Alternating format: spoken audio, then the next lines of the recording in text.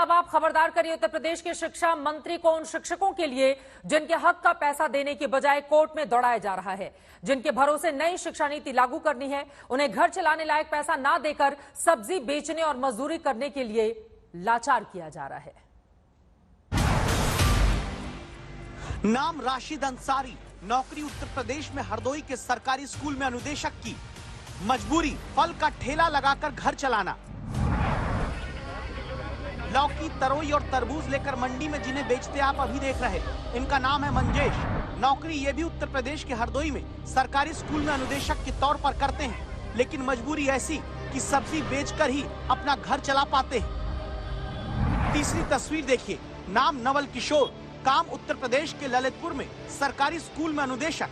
मजबूरी घर चला सके इसलिए ई रिक्शा चला रहे हैं। चौथी तस्वीर, नाम अर्जुन सिंह, काम उत्तर प्रदेश के मथुरा में सरकारी स्कूल में अनुदेशक।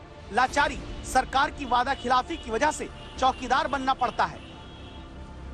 और अब पांचवी तस्वीर, नाम संजय कुमार, काम उत्तर प्रदेश में बाराबंकी के सरकारी स्कूल में अनुदेशक।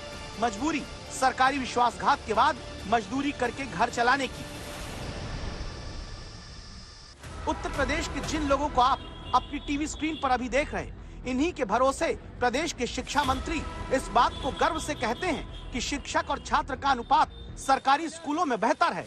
इन्हीं शिक्षकों के भरोसे उत्तर प्रदेश में शिक्षा विभाग के निदेशक से लेकर बाकी अधिकारी जाकर वाहवाही बटोराते हैं। इन्हीं शिक्षकों के दम पर यूपी में शिक्षा को नंबर 1 बताने की होड़ मंत्री और अधिकारी करते हैं, लेकिन जिन्हें शिक्षक का काम देकर पैसा भी टीचर लायक देने में सरकार वादा खिलाफी करती हो, सब्जी बेचने, ई रिक्शा चलाने, चौकीदारी कराने, मजदूरी कराने के लिए मजबूर करती हो, तो जरूरी है कि दस्तक दी जाए।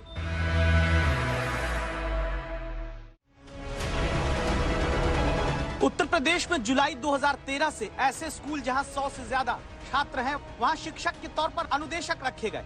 इनका काम शारीरिक शिक्षा, कला और कार्यानुभव की शिक्षा देना तय हुआ था कि अनुदेशक हर महीने उत्तर प्रदेश में 7,000 रुपए पाएंगे। फिर 2016 में इनका मानदेय बढ़ाकर 8,470 रुपए होता है। फिर 2017 के चुनाव में वादा करके सरकार बनती है तो 17,000 रुपए हर महीने इन्हें देने का फैसला आता है, लेकिन फिर इन्हें 17,000 रुपए सरकार ने नहीं दिए। 2019 में लखनऊ और इलाहाबाद हाई कोर्ट ने भी 17,000 रुपए महीना देने का निर्देश दिया। दावा है कि हर महीने 17,000 रुपए देने की जगह अनुदेशकों को जो पहले बढ़ाकर 9 महीने 13,230 रुपए दिए, उसे भी रिकवर कर लिया। फिर चुनाव से ठीक पहले 2022 में ऐलान करने के बाद अप्रैल 2022 से अनुदेशकों को 9,000 रुपए महीना देना शुरू हुआ।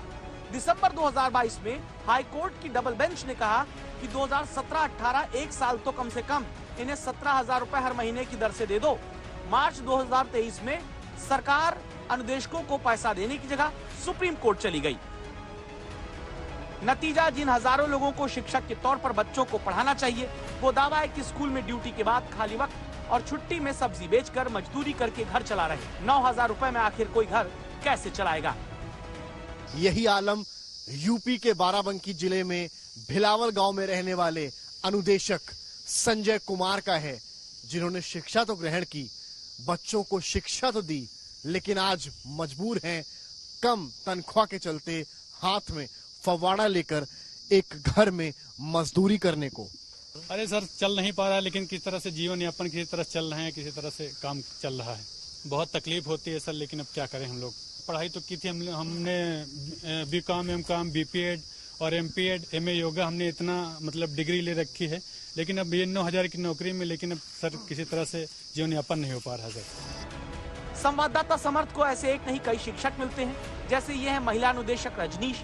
बच्चों को स्कूल में पढ़ाने के साथ घर चलाने के लिए सिलाई मशीन पर हाथ चलाती हैं, गांव वालों को कपड़े सिल कर देती हैं। सवाल उठता है कि शिक्षकों को वादा करके पैसा देना जरूरी है या कोर्ट में दौड़ लगवाना? 17,000 देने का आदेश दिया, लेकिन सरकार उसको भी नहीं देना मुनासिब नहीं समझी और सरकार माननीय सुप्रीम कोर्ट में चली गई। हालांकि सरकार की एसएलपी अभी वहां एक्सेप्ट नहीं हुई है। जब इन्हीं शिक्षकों के हक की दस्तक समर्थ ने शिक्षा विभाग पर दी, तो कैमरे पर बिना आए क्या जवाब मिला, आप सुनिए। विभाग द्वारा ये बताया गया, या यूं कहें कि पल्ला झाड़ा गया और कहा गया कि क्योंकि मामला अभी सुप्रीम कोर्ट में विचाराधीन है, इसलिए कोई भी एक्शन तब तक नहीं लिया जा सकता है और सुप्रीम कोर्ट जैसा भी आदेश करेगा बेसिक शिक्षा विभाग उसका अनुपालन करेगा। नई शिक्षा नीति देश में आ गई, लेकिन तब क्या खेल, कला, कौशल सिखाने वाले अनुदेशकों को यूं हक के पैसे के लिए लाचार करके नई शिक्षा नीति चलेगी? समर्थ श्रीवास्तव, लखनऊ, आज तक। इन शिक्षकों की आवाज सुने सरकार।